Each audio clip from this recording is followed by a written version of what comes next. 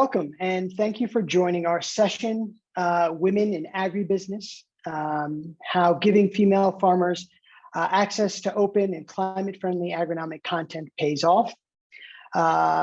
Firstly, I'd like to thank the organizers and sponsors of the event. I'd also like to take the time to thank all the panelists and attendees who've taken time out of their day to join the session. Thank you. And lastly, I'd like to thank Stuart Collis, Senior Program Officer from the Bill and Melinda Gates Foundation, for the opening remarks and to kick off the session. So over to you, Stuart. Thank you. Great. Thank you, Elias.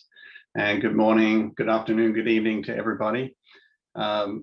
First, I'd like to thank the organizers and sponsors of this event, USAID Feed the Future, BMZ, GIZ, DAI, and IntelliCap for helping shine a light on digital agriculture in low and middle income countries. The themes this year are all really relevant: locally led development, inclusion, climate, and data sovereignty. I'd also like to recognize that today's panel session has been made possible by the consortium under the GIZ project Digital Agriculture Africa with support from BMZ's Digital Lab.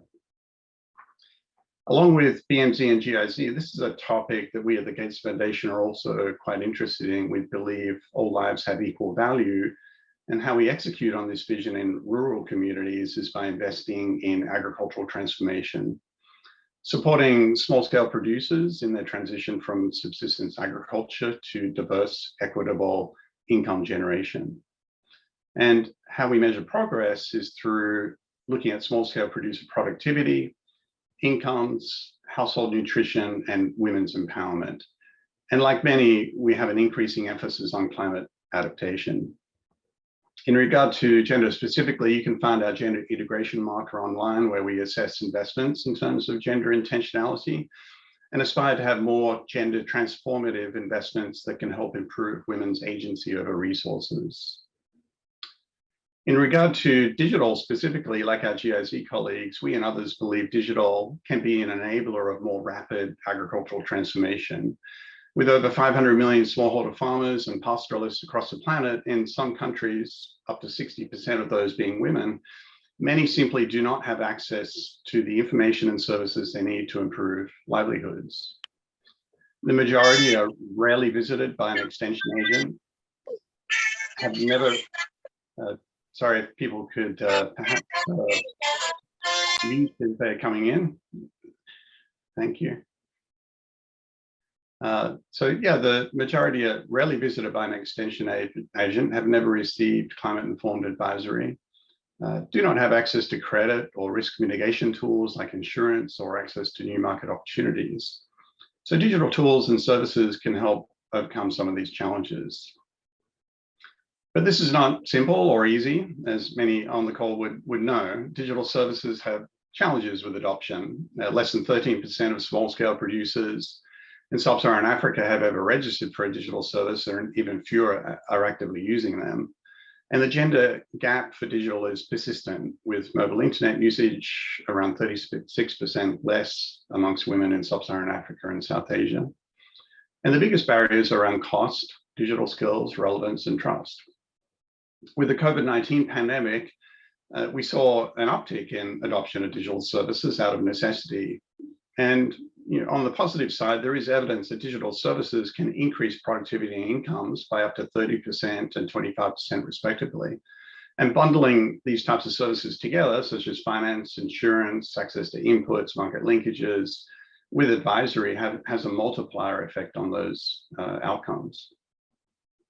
Research has also shown that designing specifically for women has an outsized influence on the adoption and reach of such services.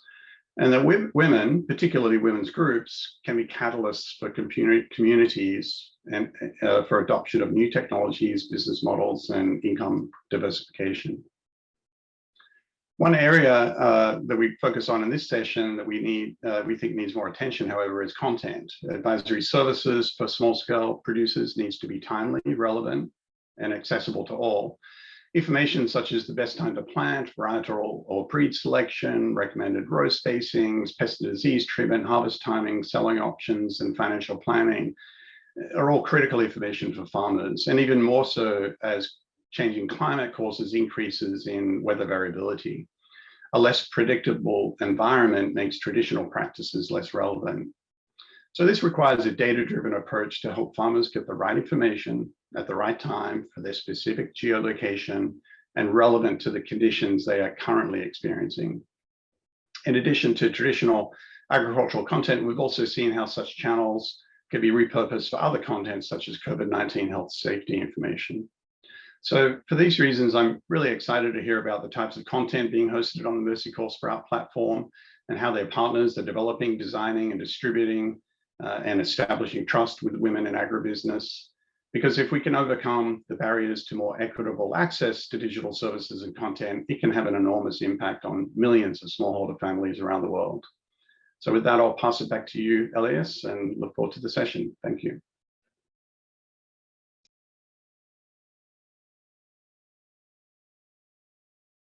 Thank you, Stuart. So I'm going to just, as part of the session, I'd like to provide a brief overview of the Sprout platform. So just give me 1 second while I set up the presentation. Great.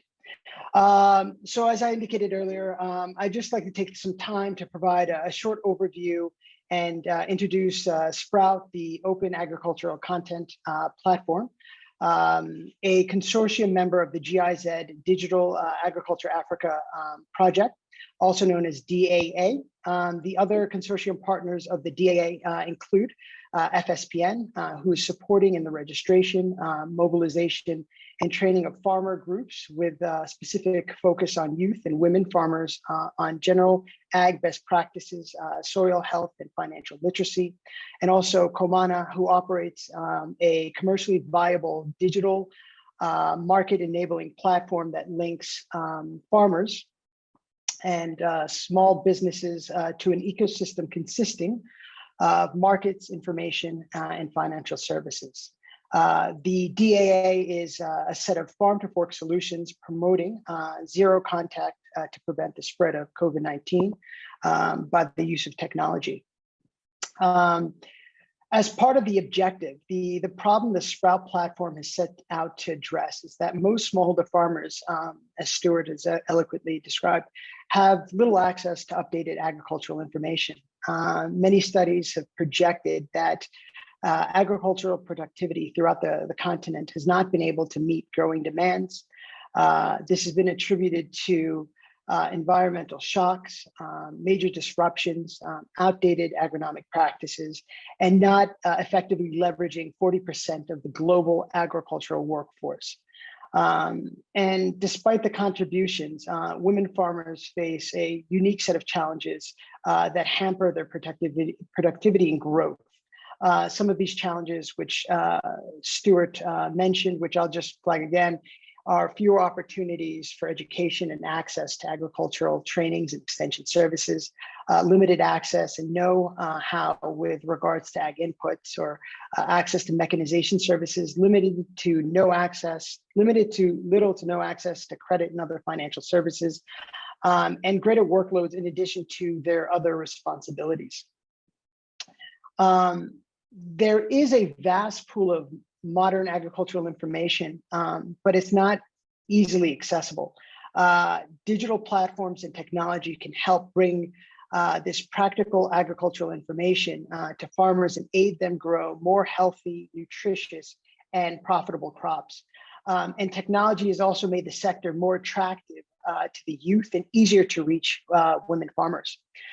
Based on our previous AgriFin engagements and experiences that include our recent digital emergency response work on COVID-19 and desert locust infestations, we've learned that crowding around existing and open content through digital platforms could be a scaled pathway to reach larger numbers of farmers. As part of GIZ's DAA project, we set forth to design Sprout, where a wide range of content can be consolidated and shared amongst partners before being distributed to smallholders, where they can use this information to build their capacity and become more resilient.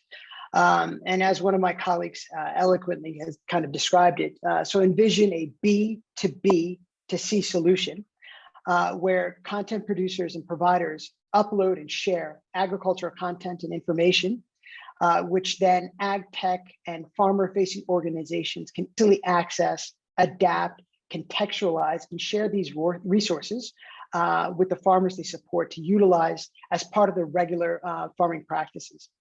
As part of the Sprout platform design process, we've identified high-quality digital content from a wide range of highly reputable and trusted organizations that include AGRA, CGIAR, CalRO, the Ethiopian ATA, Producers Direct, Media IE, and many others, which we've worked with them to further curate, adapt into digital and farmer-friendly formats.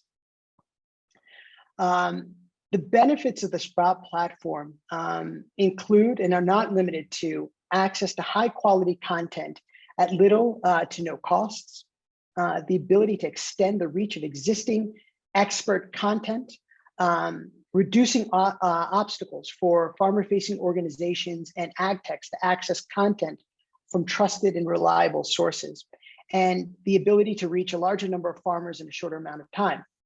There's also the ability to support farmers build on their existing knowledge and also support them to develop new skills and expertises. And it also allows or creates an opportunity or the ability to work with partners, support in the development of targeted or even gender intentional content intended to support women farmers, adapt new practices and behavior change. And lastly, improve resiliency, increase yields, and increase income earning opportunities.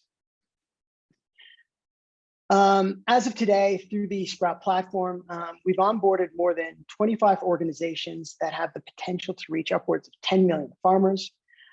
Through our engagements and utilizing the platform, 2 million plus messages have been pushed out, and more than 200 farmers have engaged with this messaging, of which we've identified 50,000 to be women farmers. The platform has been currently in use in Kenya, Ethiopia, and Nigeria, with plans to expand into new markets and geographies. Content is available in English, Swahili, and Amharic, with plans again to expand into additional regional and local languages. The content is currently available in digital formats that include SMS, IVR, face-to-face training material and fact sheets, WhatsApp messaging, and again, with plans to expand to audio, video, and other chat services. As of right now, we have somewhere upwards of 40 value chains, content sets, which involve crop, livestock, climate smart agriculture, financial literacy, COVID-19s, and again, with plans to expand into additional value chains.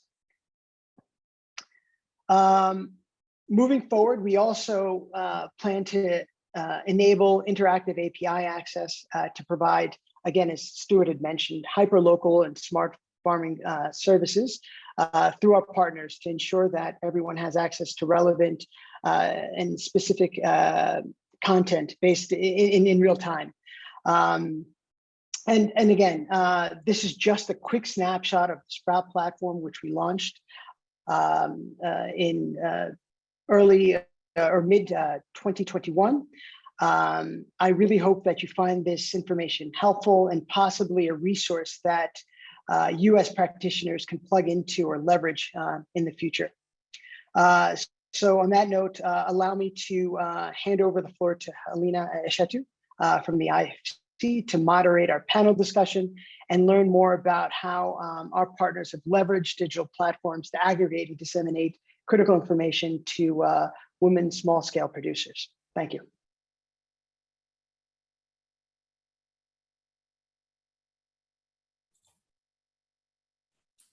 Thank you so much, Elias, for that introduction. As he mentioned, my name is Helena Eshetu. I work with IFC's Agribusiness Advisory.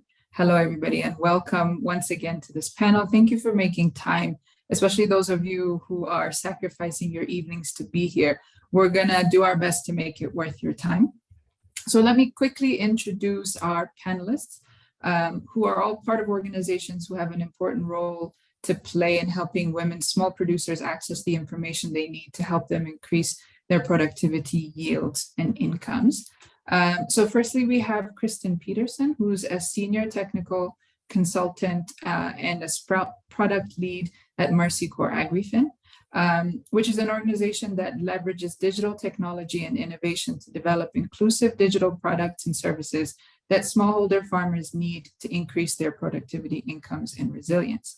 We also have Dr. Boniface Akuku, who is the director of ICT at the Kenya Agricultural and Livestock Research Organization, or CARLO, which seeks to contribute to agricultural growth through research coordination and regulation, technology and innovation development, and catalyze transfer and utilization of agricultural research outputs. Next, we have Sharon Chacha, who's a program manager at Food Security for Peace and Nutrition, or FSPN Africa, which works with youth and women at the grassroots towards sustainable food and nutrition security. We also have Sophie Rotman, who is a producer of Shamba Shape Up Kenya, a popular farm makeover program, some of you probably know it, at the Media Company, which is a small social enterprise that's committed to addressing the information needs of East Africans through sustainable and research-based media productions. Next, we have Tamasken Gabayo, who's the director of digital agriculture at the Ethiopian Agricultural Transformation Agency, or ATA, which is a strategy and delivery-oriented government agency created to accelerate the transformation of Ethiopian agriculture with a focus on smallholder farmers. We also have Hafsa Jumare, who's the founder and CEO of Co Amana, a company that supports farmers and small businesses with digital market access. Just two left. Then we have Calvins Okello, who is the CEO of M Shamba. And finally, we have Penina Wanja, who's the founder and managing director of DigiCow at Farming Tech Solutions, which is a Kenyan company that develops mobile agricultural technologies, including the dairy app called DigiCow. I know I went through that very quickly, but as you can see, we have a lot of speakers and a lot of content to get through. So what I'd like to do is just pose one question each to our panelists. Some of you may have a similar question. And just in the interest of time, I'll ask that you keep your remarks to maybe 3 or 4 minutes. And if we have time at the end, we'll take some questions from the audience. I see some have already been being put in the chat. And then if we have time, we'll also maybe do some follow-up questions that may come out of the remarks that you've made. So I'd like to start with Dr. Boniface, and I'd like to ask you, what is your organization's contribution to the Sprout platform? And how do you think it's benefiting Kenyan women smallholder farmers? And as a follow-up to that, how else do you support women smallholders through digital means? Thank you. Thank you. I hope you can hear me well. Yes, we can hear you. Okay, thank you. So CALRO, as you know, is basically an organization that generates content. And as we generate content in all areas, whether livestock, crops, so we have been able to generate and provide content, which actually is currently hosted in the Sprout. Now, this content are basically not just ordinary content, but they are customized and basically relevant and intentionally targeting youth and women. So that's how we have contributed. So instead of just having content lying with us, we have actually ensured that they are actually in the uploaded on the Sprout, and they are actually customized to be for smallholder facing and basically intentionally targeting youth and women. Now, the difference that Sprout has made is that it has brought in market-facing actors in a single platform. And this has encouraged openness and transparency in the way content is accessed and the way content is used. And we could say through this, it has improved the principle of openness and seamless content provision and access, which is actually improving the livelihood of smallholder farmers particularly women in rural areas, and also the income of the same. Thank you.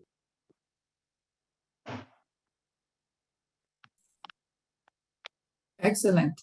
Thank you so much. And great to hear you say that, especially about the increasing openness and transparency, which is very much important for information access. So next, I'd like to direct my question to Temesgen, somewhat of a similar question, but how did you create or share agricultural content before Sprout existed? And has the platform addressed the challenges that you encountered through your previous approaches? Thank you, Helena. Before the Sprout platform, we create the content by bringing different researchers and experts, scientists in the agriculture from the Ministry, Agricultural Research Institute, and develop a content or customize the content to make it fit for our platform. Maybe just to give a background, we have advisory service, which is 8028 hotline, which is being introduced like 6-7 years ago, and it has been delivering different agricultural content for smallholder farmers in different contents, like in crops, livestock, and other areas. So for developing this content, we have to bring different experts, and they have to come and summarize this content, and they have to make it compatible or fit for our advisory. So, but now with the Sprout platform, we can get a very appropriate content for our platform, for our IVR, for our SMS, and the only thing we can do with this is we can customize or adapt to our situation. For example, we use the COVID-19 response content. We also used digital financial literacy content and included into our platform so that it can be accessed by about 6 million of our platform users. So this platform and the initiatives, a similar initiative, will help us to get content very easily and disseminate with the platform we have. So I think this is very important platform. Thank you for that. Very good, Temesgen. Yes, I'm familiar with the 8028 hotline, which is impressive, both in terms of its reach and its comprehensive content. So it's good to hear that Sprout has been able to help you actually even build on what you have there by being able to add customized and timely content.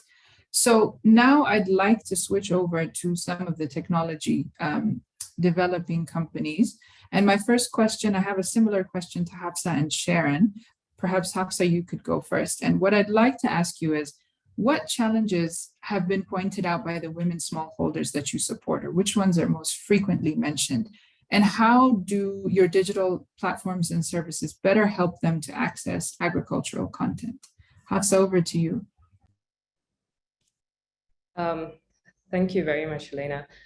So I think one of the challenges that we see or we hear from women is about market access. Where can they sell for the best prices?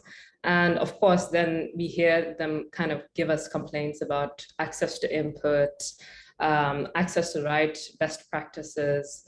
And what we've done with Sprout is that we've been able to take content from Agra, from Karo that was on Sprout, customize it to enable women to know the best practices, and not just the best practices, but also direct them to the people that can give them access to those input, equipment, tools that enable them to meet those best practices.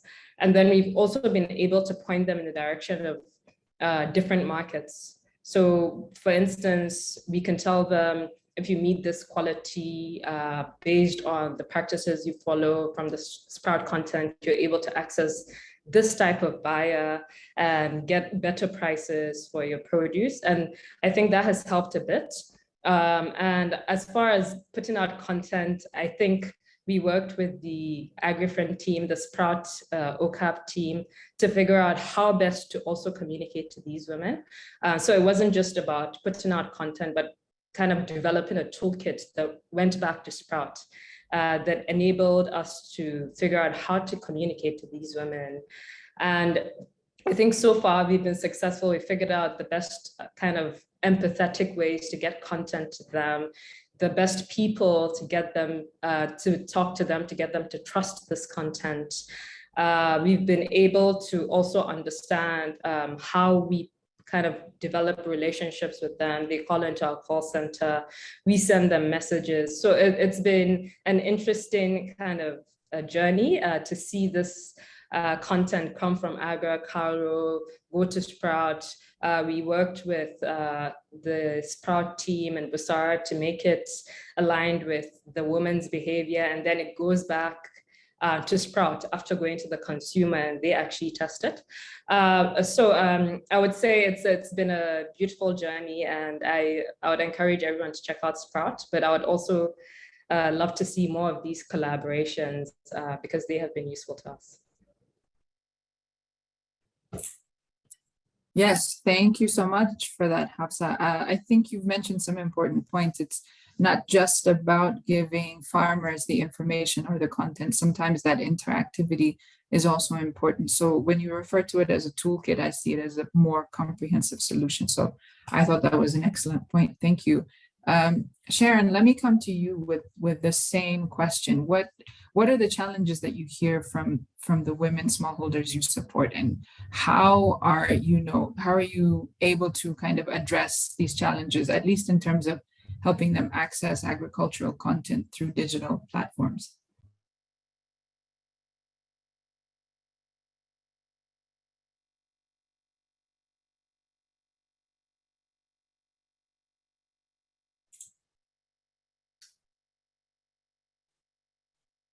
Sharon, are you able to hear me?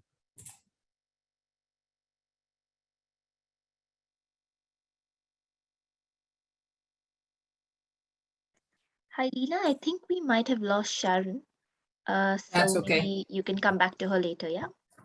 Yes, the perils of virtual meetings. Okay, we'll come back to Sharon. So let me go to Penina, Calvin, Sophie. I have a similar question for the three of you, starting with Penina. How have you used the Sprout platform so far? And if you haven't, how do you envision using it moving forward? And how do you think the women small-scale producers that you support can benefit from the content on the platform? Penina, over to you.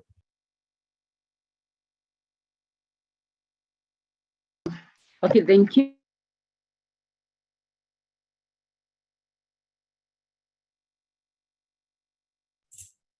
Penina, you've muted. Okay, at Digical, we have used Sprout since it began last year. And our experience with Sprout is it has enabled us to be able to deliver content that is very simplified to the farmers without the Digital team being the people to actually work on that content. So we are able to do other things. And when it comes to delivering the information, we simply go to Sprout and we are able to actually pick it up and do dissemination to the farmers. We have received a lot of support from Carol. Initially, what we used to do is they gave us a desk in their office, so we could actually travel there so that we can get the content for farmers. But with Sprout, we just go online and we are able to do this. And we have gotten very good results. We have reached to a very wide and many farmers. And we also have a very key focus on women. And with women, we work with them through groups in a very digital way.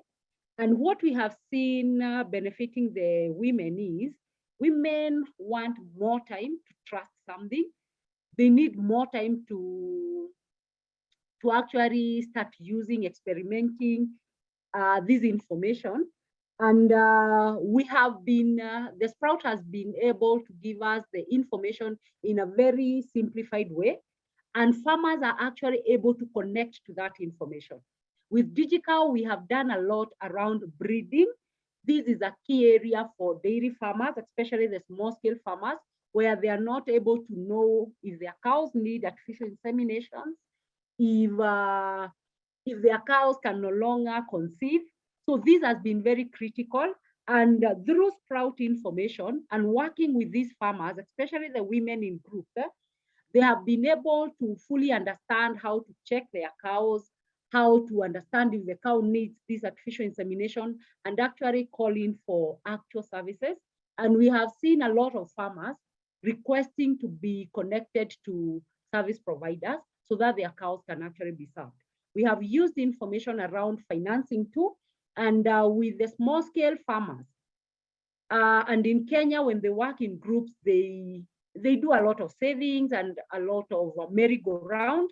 And when we deliver the information around financing, they are able to actually even call in actual financiers or actual institutes so that they can be able to open up accounts, do further saving, and actually they are starting to even think around, can they take credit, can they improve their farms, etc. Thank you. Yeah, thank you so much for that, Penina. So I just want to come back to something you said at the beginning, which is about not needing the technical people to help you put up the content, which is so important because then it shows that the platform is user-friendly, not just for those accessing the content, but even for those creating it, which I think can really help in terms of streamlining the process and also just encouraging you to be more active in that content creation. So thank you for that.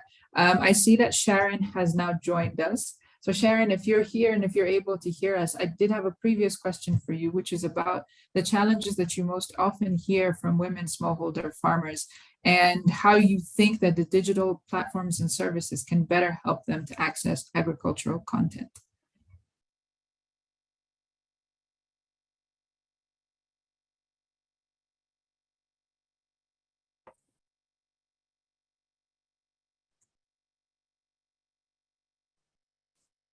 Hello, Elena. I hope you can hear me. We can hear you. We don't see you though. Okay, we hear you and see you. Okay, technology is also good, but it can also mess you up. Apologize. So thank you very much for that question. Great question. So in my experience working with smallholder farmer women, the biggest issue is access to extension services, which basically means that they don't have access to up-to-date information on climate smart agriculture, and also technologies on how to apply some of these climate smart agricultural practices. If you look at the ratio of an extension officer, a recommendation by FAO is 1 to 400, but currently we have one extension officer to 5,000 or to up to 1,000 farm households. So at what point will these smallholder farmers actually get information? And for us, that means then we have to look for channels for these farmers to keep getting information because climate is changing, there are new technologies, there's new innovation. So how do you make sure that they access this information? And this situation was even made worse by COVID-19. So you talk to an extension officer, yes, they're willing to go to the field, but then there's the restriction of COVID, And so leveraging on information, having that open access to farmer-friendly content, it's enabling us to reach our farmers without even training them. Again, look at the numbers. When we started as FSP, we were just working with 400 farmers, but now we are working with over 5,000 plus smallholder farmers, and this number is bound to grow. You cannot manage that doing in-person training, which means you really have to leverage on content, on digital content. You have to leverage on content made from Sprout and other platforms to help you be able to reach the smallholder farmers and help them maximize on agricultural profitability and also sustainability. Over to you. Yes, fantastic. Thank you for that.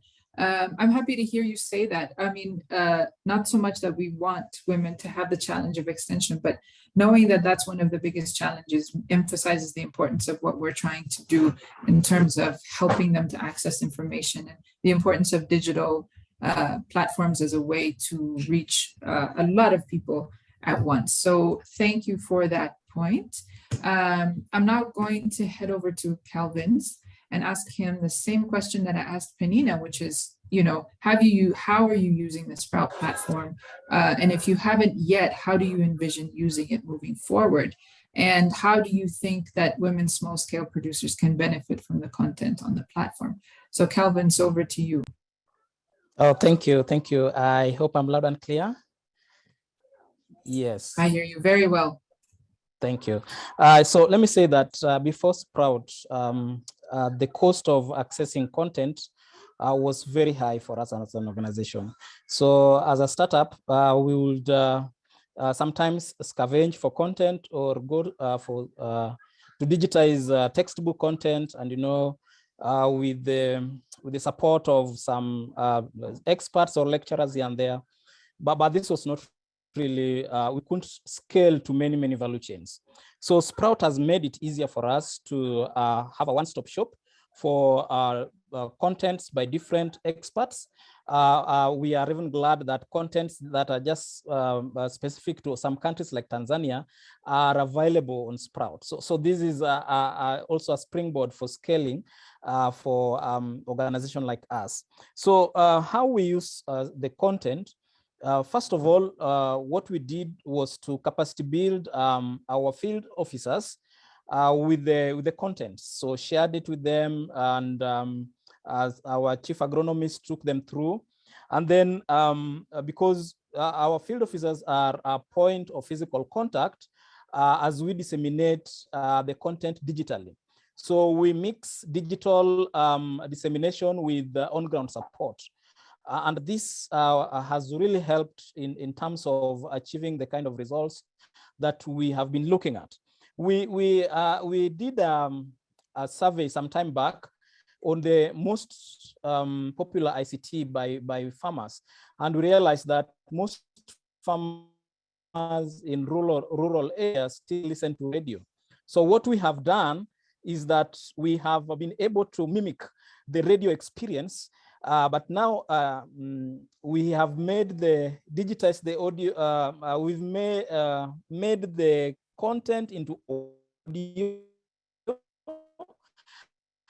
which now the farmers are able to listen to via platform. So when they are able to dial a particular number, they're able to listen to the platform, and they also have a dial number for an officer for support. So this has really helped us, because we find farmers doing their own things and still listening to the content continually without much interruption. So that's how we've used it. And what we have seen is that for female farmers, because their main need is also better, and they will want to get the best quality, so digital extension, a bit of some agricultural practices, and to some extent really helps in improving the quality of the produce that are destined for market that fetch even better prices. Thank you. Great, thank you so much for that, Calvin. I thought it was interesting that you brought up the radio example and how you're trying to mimic that, because I think in this day and age, especially, we're trying to move forward with technology at a very fast pace, but that's not always realistic in rural communities. So it is important to work with a format that is applicable, that's relevant, that's accessible to farmers. So the fact that you're going for something that's like radio, which is already accessible to farmers, I thought was very important. So thank you for mentioning that. Sophie, a question to you. This is a similar question to the last two that we had. Again, how are you using the Sprout platform so far? If you haven't, how do you envision using it moving forward? And what benefit do you see for women smallholder farmers accessing the content on the platform? Hi, good evening. Yes, thank you for that question. In terms of how we've been engaging with the Sprout platform, it's really, I think both Shamba ShapeUp and iShamba have been content providers. So on Shamba ShapeUp, which has been running for 12 years in Kenya, we visit smallholder farmers across the country, find out what their problems are, and then bring in different experts from our partner organizations, research, commercial partners, to provide solutions, very practical on the farm solutions. And this is a TV program that's essentially broadcast across Kenya once a week for half a year. So it goes across the main growing season. And then we have iShamba backing that up. So that's our mobile call center in which people that watch the program can now SMS in questions, call in questions, etc. So iShamba is basically our digital support system that has over 500,000 registered farmers, of which 45% are women. So from our perspective, we've been really keen on building content in-house. We have been doing so for over 12 years. And recently, we've been working with Mercy Corps to also develop short videos, particularly on climate smart adaptation, which is a key focus of ours. And going forward will be a key focus also as we work in other countries. And I think that's important. It's interesting to hear from the other speakers because it sounds like a lot of partners have been really drawing from the content that's on the Sprout platform. And I think that's a good thing. And maybe also having more uniform advisory helps if this can get out to smallholder farmers. From our side, we've been really focused on working directly with smallholder farmers. So as the previous speakers have said, I think Sharon pointed out that extension basically doesn't exist in Kenya. So you've got one field officer to 5,000 farmers. For us, it's really important that we leverage on media, particularly television, but also mobile to actually reach these farmers. So with timely weekly information, especially if we're talking about climate change adaptation and getting women included in those adaptation strategies, getting women financially included, we think it's really, really critical to look at how you can use mass media to reach as many people as possible. So as an example, on Shamba Shape Up, we're weekly reaching about 8 million viewers who tune in because they're interested. They're watching the program because they want to watch it and not because they've been told to do so. They're watching it and then they can engage with the backup platform that is iShamba and our other media that's working behind that. So I think that's really how we're reaching out to women, and we're very interested to see where this Sprout platform will go in future. But I think what we would also like to see coming out of the Sprout platform is partnerships. So there's a lot of organizations that, like ourselves, have the content, have been developing content for a very long time. There are probably also donors out there, research organizations that are looking to now actually scale out that information to farmers in a very practical way. So we'd also be keen to get partnerships, find out who those organizations are, because we've been establishing a really good channel that allows you to actually reach out to farmers in a very inclusive way. Beyond just creating the content, we actually have a way of getting that content out, which I think is a really key thing that needs attention and focus going forward, because it's really critical. Climate is changing, and it's really critical that farmers actually can access information in an easy way. They don't need to be very literate to do so, especially if they're watching television. Mobile is very inclusive. It doesn't have to be a smartphone. So I think those are really important things to keep in mind as platforms such as Sprout are being developed and grow in future.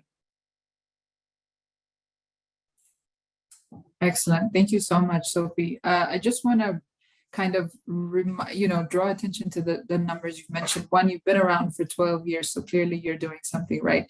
And the other, I thought, figure that was very impressive is the 45% women that you have registered, which is great, because I think in a lot of places, a lot of initiatives are aiming just to get 30% women and not quite achieving that. So getting almost half women, I think, is a very impressive number. So that's excellent. I have one question for Kristen before I start going to the audience Q&A. So please, as you're hearing the panelists speak, if you have any questions, do drop them in the chat. We've had a few. I'm sure there are many more. So Kristen, now coming to you, how do digital open content platforms such as Sprout aid in content aggregation, dissemination, and customization so that farmer-facing organizations can reach their intended users? And if you could say a little bit about the ecosystem support for gender intentional approaches and just the integration of smart farming solutions. I know there's a lot of questions there, but because you are working on Sprout, I think you're up to the task. So Kristen, let's hear from you. Thank you so much, Helena, and hi everybody. It's really great to be here today. So just from your first question, how can platforms play a role? We believe that platforms that bring together content creation organizations and farmer-facing organizations can play a really critical role in scaling access to good information to smallholder farmers to improve their knowledge, their ability to earn income, and also to become more resilient to shocks like COVID and climate change. And just to give examples from Sprout, we believe that every smallholder farmer should have access to good content to help them make decisions. However, we've heard from all the panelists, it's really challenging. So we believe that that using digital and making content available in a farmer-friendly way, in various digital-friendly formats, can help organizations adapt, and get content out. And so, you know, we at Sprout, as an open content platform, want to and are building, want to create and are working on creating a vibrant marketplace and ecosystem of organizations. We're a B2B platform. So we work with organizations, expert organizations that create content. There is so much deep, amazing content that's built by that local, regional, and global organizations have, but in many ways they don't have a path to scale the reach out to smallholder farmers. And so we're working with them to get that content available and transform it so that it's ready to be adopted. Then we've heard from organizations who want that content, and they have that relationship with the end user farmer, so they can contextualize it based on how they work with that farmer. We can help them build their farmers' capacity. What we heard is, one of the things we heard that I was hearing from the different panelists, that trust is vital for women for adoption of new practices. And so we believe that the farmer-facing organizations are building that trust. They work with the women farmers every day, and so they know how to reach those farmers and how to communicate and engage with those farmers to learn and really change knowledge, action, and behavior.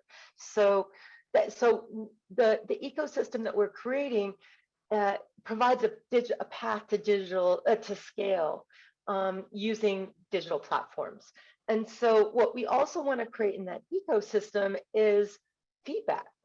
So one of the really interesting things that we're doing right now is, for example, working with the DigiCow team, is we created content for dairy cows from CalRO. And CalRO being the authority on dairy cow content in the country, they were able to easily adopt that and use it for their farmer base. At the same time, they said something's missing. We need more content on breeding and insemination. And so they came back to us and said, can you get us more content? Because our farmers are really asking for this. So we created that feedback loop, went back to CalRO, and they were able to design and develop that content, and we were able to transform it to make it adoptable. So you know, this is the kind of ecosystem that we want to build. That I think Media, Sophie said it as well. We want to not just build content that is accessible, but we want to build this ecosystem where partnerships are developed, and we push that content to be better and better for across the entire ecosystem, and get feedback to content creation organizations as well as farmer-facing organizations. So what's in the future? And I know I need to go fast. Well, for women, what we think is really important is creating a gender intentional strategy for Sprout. And we want to do two things in the next year, thanks to support from DAA and GIZ. And also we're planning to work with some very gender focused organizations, potentially CGAP. And we want to build a way to look at how can we create communication that helps women adopt that information. So we want to identify best practices on that. And then we also plan to work with key partners who are content users to test that out with their female farmers. So we want to create a gender intentional approach, a way for our partners who use content to adopt that approach. And then also we want to test it out with female farmers and get feedback and continue to improve on our recommendations.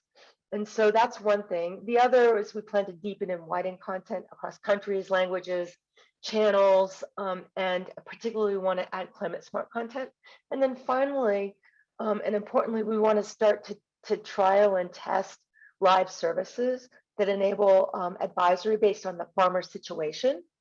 And so we'll be doing that in the next 6 to 9 months. We'll be working with some key content creators and service providers and some key partners to start to build out live services that can help farmers and women farmers get advisory that makes sense to them in the situation they're in at the time they're in, based on their location, based on the weather, and based on the crops that they're farming. So that's really where we're going. Thank you. Thank you so much for that, Kristen. Lots of great points there. I just want to reiterate what you said early on about trust, the importance of trust, which is something that I think we overlook sometimes in extension and kind of training services, because just because we're saying this is what farmers should do, why should they listen to us, right? They need to trust, they need to know who is approaching them with this information. They need to know there's good intentions there, and they need to know that it's reliable. So I think the importance of trust is definitely one key takeaway for me from what you said. So we've heard from all of our panelists, and I want to thank you all so much for keeping your remarks brief. We did really well. We have a little bit of time, just under 10 minutes to take some questions from the audience. And now I think I've bitten off more than I can chew, because there's a lot of questions coming in. There is one that came in early on that I thought was quite interesting that I want to pose to you. And this is open to any panelist who would like to take it.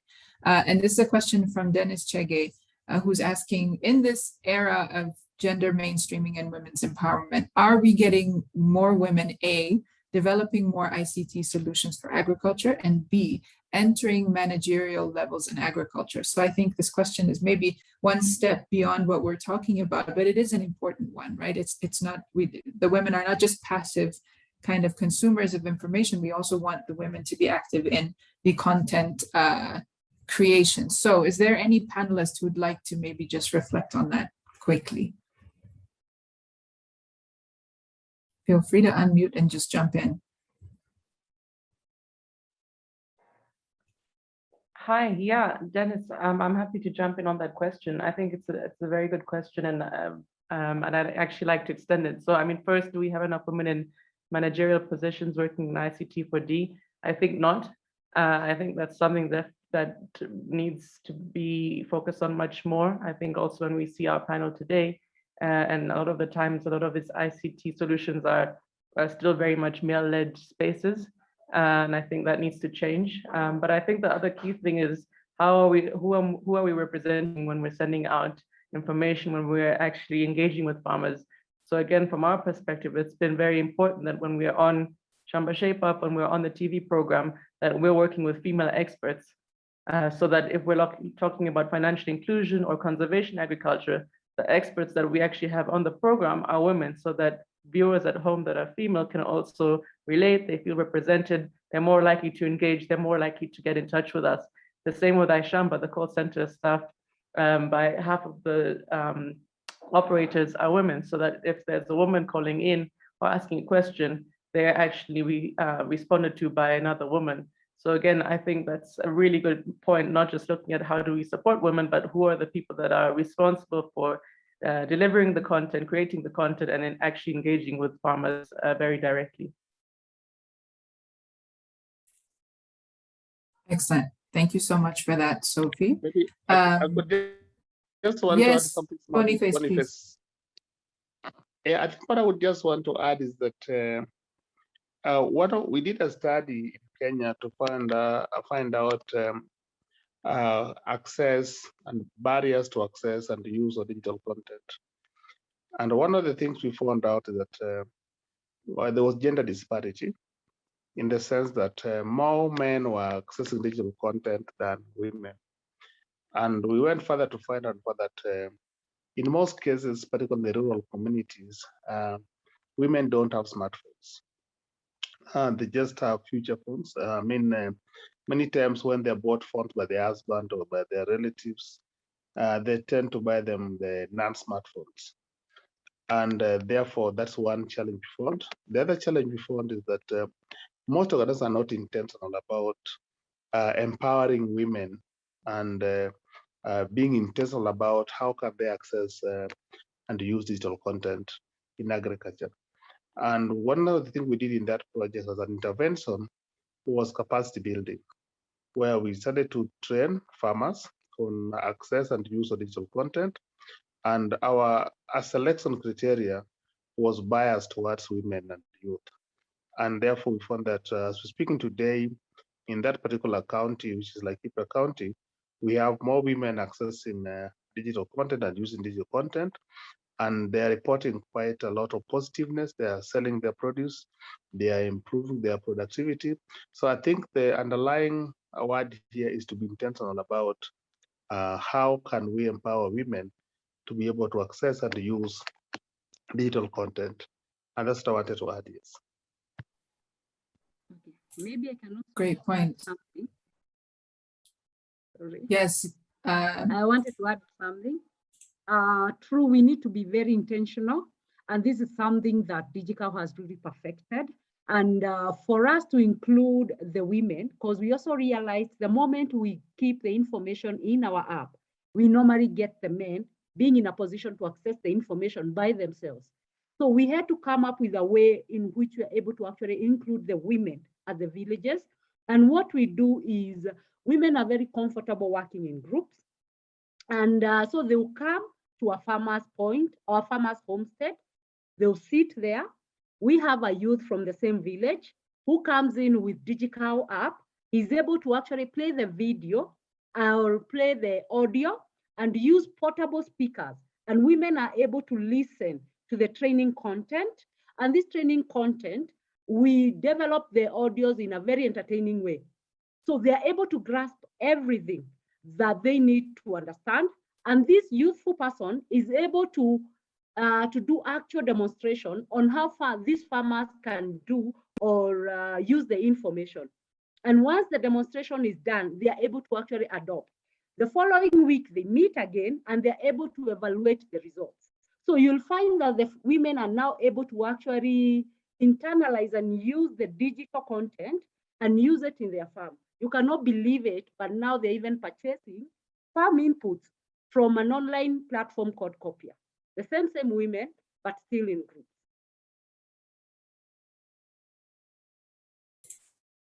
Great. Thank you so much for that, Vanina.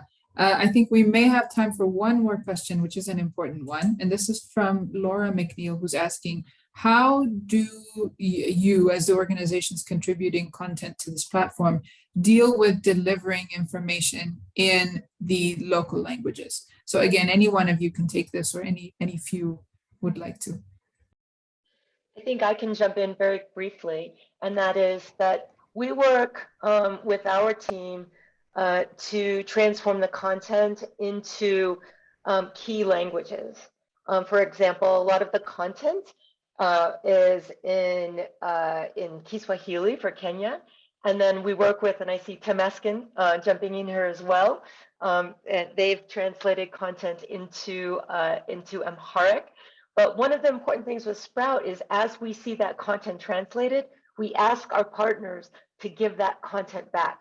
By the way, it's not just translation, it's also localization in terms of terminology. So there are a lot of important things to make it more adoptable by farmers. And so I'll stop there. But what we do is we try and complete that circle by getting that content back and adding it into Sprout again, so that other organizations can take advantage of that content that's been translated. Over to you. Great, thank you so much, Kristen. Go ahead, jump in, please.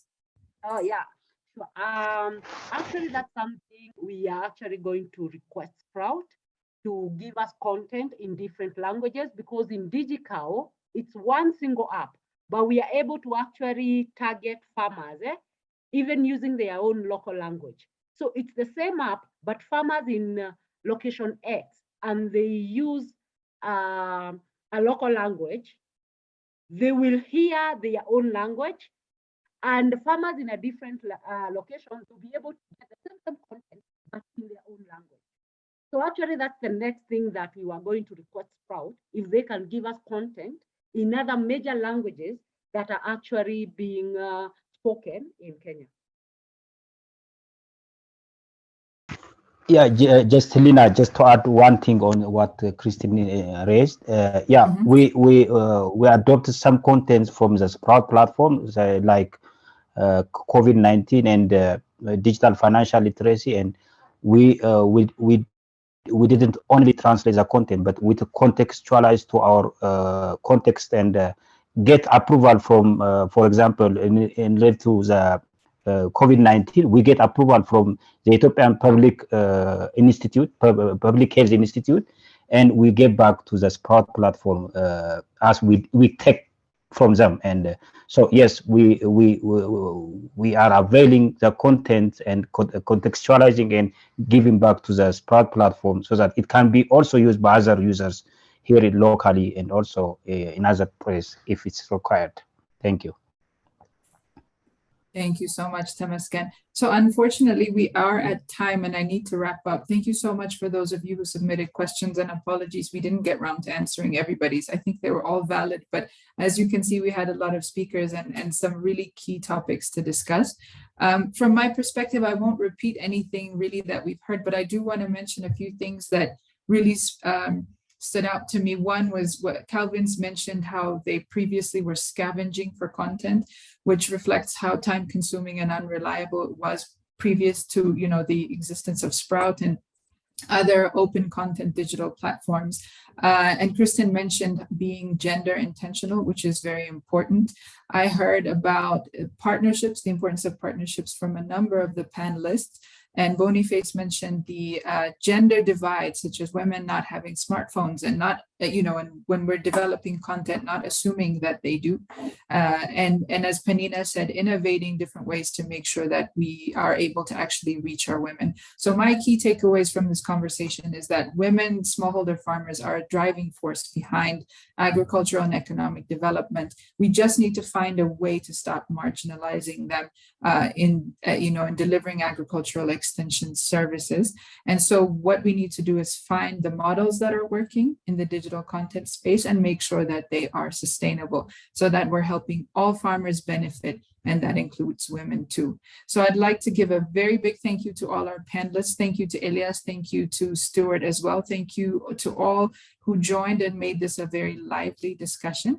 And with that, I'd like to close the session and wish you a good rest of your day or a good rest of your evening. Thank you once again.